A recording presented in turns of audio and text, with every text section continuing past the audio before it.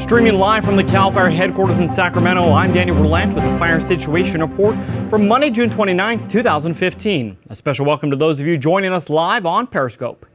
It was another busy week for firefighters in California with nearly 300 new wildfires last week. While firefighters made great progress on containing several large blazes this past week, red flag warnings were issued over the weekend across much of northeastern California in preparation of some fire-prone weather, including dry lightning. In fact, on Saturday, there were over 800 lightning strikes in northern California, sparking 36 wildfires. Thanks to the aggressive attack by firefighters, all those fires were kept relatively small. Switching right over to our statewide fire map, you can see there were several large fires in the past week that firefighters contained. There are still 2, though, that are actively burning here in California.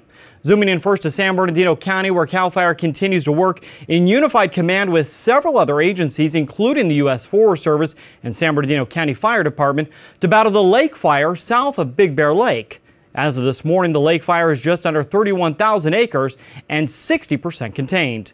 All evacuations have been lifted and Highway 38 has been reopened. Up in Alpine County, CAL FIRE continues to assist the U.S. Forest Service in battling the Washington fire, which has been burning since June 19th just south of Markleyville. That fire is just under 18,000 acres and 45% contained. Thanks in part to higher humidity and even a little rain, firefighters there have been able to reduce the threat to Markleyville. Now switching over to our fire weather headlines for the week. In Northern California, we're expecting to see some extremely hot and dry conditions in most areas all week long.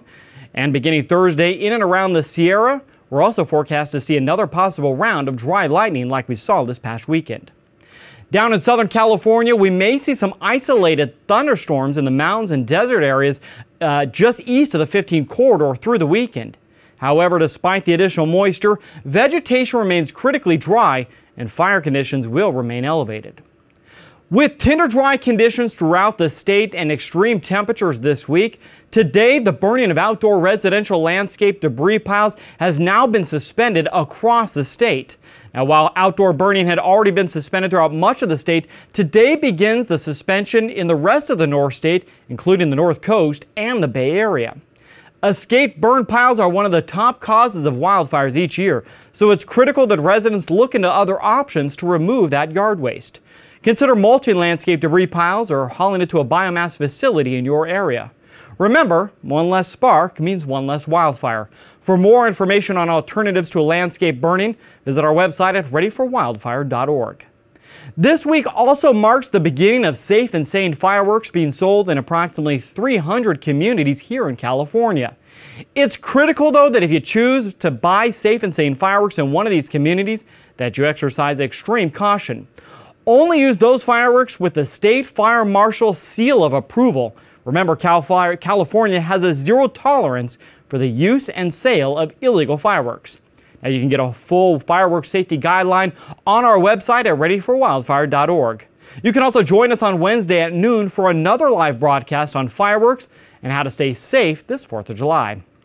That's the latest on the fire situation in California. Thanks for joining us live and on Periscope for our first live Fire Situation Report. Join us every Monday at noon for the latest on the fires and the weather here in California. I'm Daniel Berlant. Have a fire-safe week.